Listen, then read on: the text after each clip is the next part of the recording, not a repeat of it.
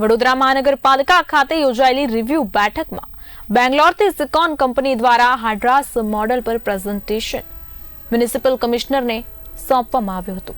આવનાર દિવસોમાં વિશ્વામિત્રી નદીમાં બ્રેઝિંગની કામગીરી બાદ કયા પ્રકારે વધુ પાણીની ક્ષમતા વિશ્વામિત્રી નદીમાં રહેશે તે દિશામાં કામગીરીની શરૂઆત કરવામાં આવી છે.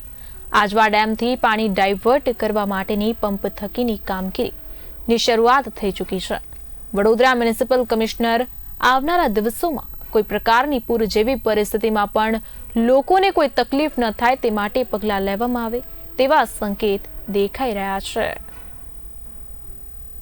આજે જે રિવ્યુ મિટિંગમાં 3 રિવ્યુ મિટિંગ હતી. એક પહેલાં વિશ્વામિત્રીનું જે હેડ્રાસ મોડલ ચલાવીને જોવાનું હતું, જે ડ્રેજિંગના કામગીરી થયા પછી કેટલું વોલ્યુમ ઓફ વોટરમાં 850થી 1100 જે લેવલ ડિફરન્સ થયું છે વોલ્યુમની, આની અંદરથી વિશ્વામિત્રીની અંદર કેટલું વધારે વોલ્યુમ કેપેસિટી બહાર જઈ શકે એના ઉપર સિકોન અને એમની ટીમ બેંગ્લોરથી આવેલી હતી. એનું હેડ્રાસ મોડલનું અમે ચલાવીને ચેક કર્યા હતા અને ડિજિટલ એલિવેશન મોડલ અમે ચકાસણી કરી રહ્યા છે.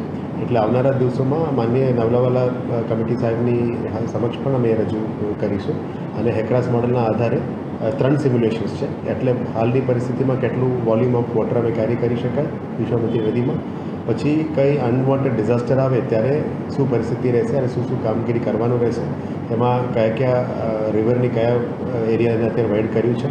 ફ્યુચરમાં આવું કંઈ પરિસ્થિતિ થાય કયા બ્રિડ્જની વોલ્યુમની અંદર પણ પાણી જે બહાર વહેંચે છે, એટલે કયા બ્રિડ્જને પણ ફરી ફ્યુચરમાં માની લો 20 વર્ષ 25 વર્ષ પછી પણ શું રીડિઝાઇન કરવું જોઈએ, એટલે વોલ્યુમ મેક્સિમમ પાણી નીકળી શકાય એ બાબતે પણ ચર્ચા થયેલી.